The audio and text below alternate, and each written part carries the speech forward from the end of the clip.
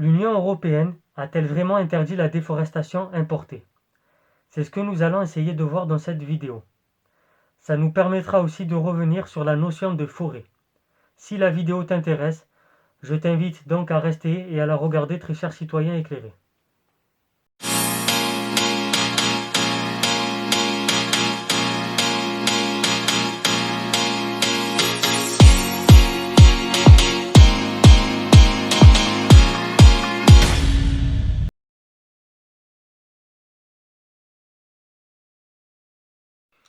Alors que la COP 15 sur la biodiversité qui s'est tenue en décembre à Montréal a rappelé l'ampleur du chantier à mener pour sauver le vivant, Bruxelles a décidé d'emboîter le pas et a décidé d'adopter une législation qui se veut ambitieuse pour lutter contre la déforestation. Le 6 décembre, après plus d'1 an de débats, l'Union européenne a adopté un texte historique. Une fois appliquée, cette nouvelle législation mettra un terme à une part significative de la déforestation et de la dégradation des forêts, a assuré la Commission européenne. Un enthousiasme plutôt partagé par les associations et ONG écolos. L'enjeu de taille, selon le Fonds mondial pour la nature WWF, c'est les matières premières importées par l'Union européenne, qui seraient responsables de la destruction de 16% des forêts tropicales mondiales. Lorsque ce règlement entrera en vigueur, en début de l'année 2023, les entreprises importatrices auront 18 mois pour mettre en place un système de traçabilité.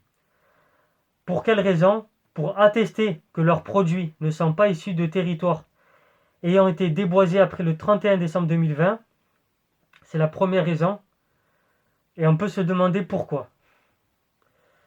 Elles devront être capables de fournir aux autorités des images satellites des parcelles d'origine, sans quoi leur production ne pourra être vendue sur le sol européen.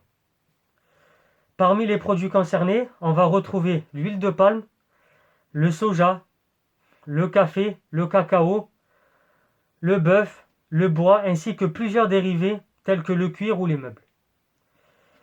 Ainsi, grâce au Parlement européen, le texte va inclure aussi le caoutchouc qui n'était pas à la base dans le projet de loi. On va donc assister à un véritable système de contrôle sur ces pays. Les pays producteurs seront classés selon 3 catégories de risques: élevé, standard ou faible, en fonction desquels des contrôles plus ou moins sévères vont être mis en place. Il y aura aussi un système d'amende. C'est toujours le deuxième outil utilisé par l'Union européenne. Ça s'appellera des amendes de non-conformité et qui pourront s'élever jusqu'à 4% du chiffre d'affaires annuel pour les entreprises en question. Pour autant, on peut se poser la question, est-ce que ça va mettre réellement un terme à la déforestation importée? On va voir qu'il y a 2 limites à cette réponse. La première limite, il aurait fallu une définition plus large de ce que l'on entend par le terme forêt. Qu'est-ce qu'une forêt? Les écolos ont pointé ce problème dans le texte de l'Union européenne. Le texte définit la forêt comme une surface de plus de 0,5 hectares avec un couvert forestier de plus de 10%. Les autres terres boisées, telles que le cerrado brésilien ou les savanes, sont exclues du champ d'application du règlement. Selon la WWF, c'est la première objection.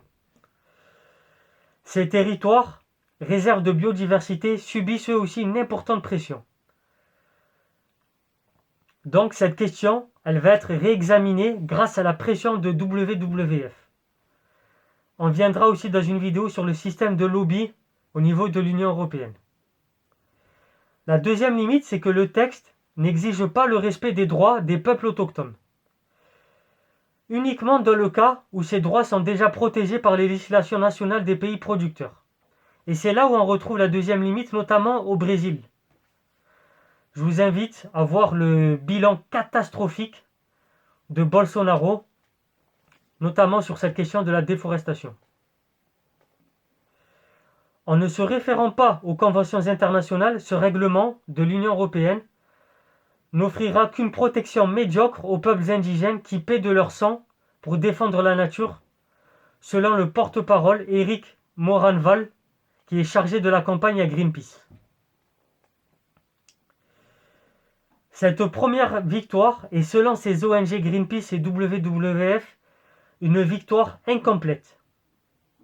Parce qu'il reste des axes de progression réels et selon eux, l'Union européenne peut encore progresser pour faire bouger les choses. La protection des forêts reviendra ainsi au centre des préoccupations internationales avec la tenue du One Forest Summit qui sera organisé conjointement avec la France et le Gabon à Libreville en mars prochain. C'était Soso l'Intello, j'espère que j'ai pas été trop lent. Comme d'habitude, si tu as aimé la vidéo, n'hésite pas à mettre un petit pouce bleu, à partager et en parler autour de toi.